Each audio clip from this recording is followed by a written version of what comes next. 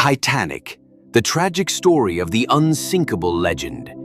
There are some stories from the depths of history that, no matter how much time passes, never lose their impact or mystery.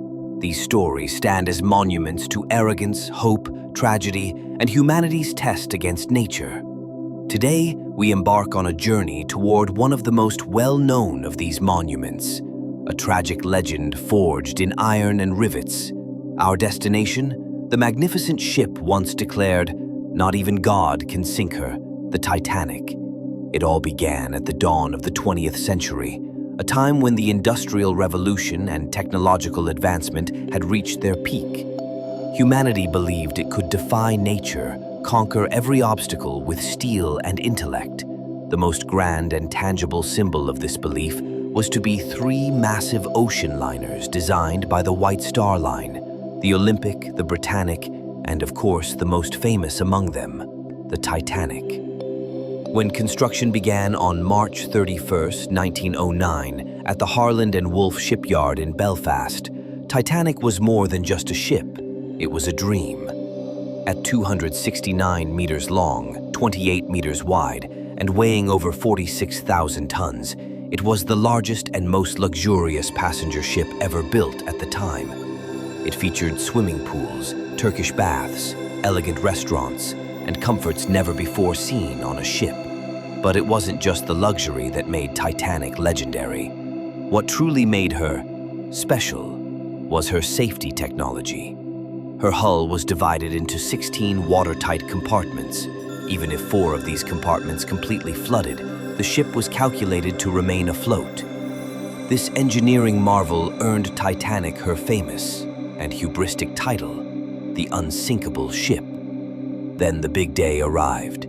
On April 10, 1912, Titanic set sail from the port of Southampton, England, on her first and last voyage to New York City, the land of hope and dreams. On board were more than 2,200 souls, from some of the world's wealthiest businessmen to impoverished immigrants in search of a new life. Everyone was thrilled to be part of this historic journey. No one could have imagined that this floating palace would turn into a grave in the icy waters of the Atlantic just days later. The early days of the voyage passed without incident. But on the night of April 14th, the weather suddenly turned frigid and an eerie calm settled over the ocean. Late that evening, warning messages began to arrive from nearby ships about icebergs in Titanic's path. But these warnings were either not taken seriously enough by the captain and crew of the unsinkable ship or did not reach the bridge in time. At 11:40 p.m., lookout Frederick Fleet spotted a massive dark shape rising from the darkness. An iceberg. "Iceberg right ahead!" he shouted. Panic swept across the bridge. Orders were given to reverse the engines and turn the rudder fully. The massive ship slowly tried to turn, but it was already too late. Titanic scraped the iceberg along her starboard side. Passengers on deck felt only a slight jolt, but below, in the heart of the ship, a fatal wound had been struck. The iceberg had torn open 6 of the watertight compartments. After a quick damage assessment, shipbuilder Thomas Andrews delivered the grim news to Captain Smith. The Titanic was doomed. She had no more than 2 hours left. The unsinkable legend was kneeling before the freezing ocean. From that moment on, what unfolded became one of the greatest tragedies in human history. The ship did not carry enough lifeboats. They could accommodate only about half the passengers. As calls of "women and children first" rang out, chaos and desperation erupted. On one side, loved ones were saying tearful goodbyes, sending family into lifeboats. On the other, a brutal struggle for survival played out. Then came the unforgettable moment. As the ship slowly sank into the sea, Titanic's orchestra continued to play on deck, trying to calm the passengers.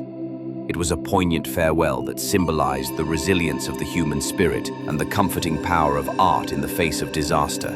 At 2:20 a.m. on April 15th, the massive ship broke in two and sank into the dark, icy waters of the North Atlantic. All that remained were the haunting cries of nearly 1,500 people who died, many freezing to death, and a chilling silence. The Titanic disaster shocked the world. It led to a complete overhaul of maritime safety regulations. The International Ice Patrol was established, and ships were required to carry enough lifeboats for all on board.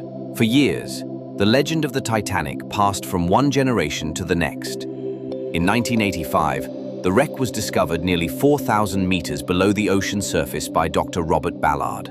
Then, in 1997, James Cameron's film Titanic brought the story to life once again, making it unforgettable for a new generation. Today, Titanic lies silently at the bottom of the ocean, not just the remains of a ship, but a solemn monument to human pride, our helplessness against nature, and the courage and sacrifice that can emerge even in the darkest moments. She was more than just a ship that was called Unsinkable and yet sank. She is one of the most moving and instructive stories in history. This brings us to the end of another audio article. Following the traces of the past until we meet again in the next chapter.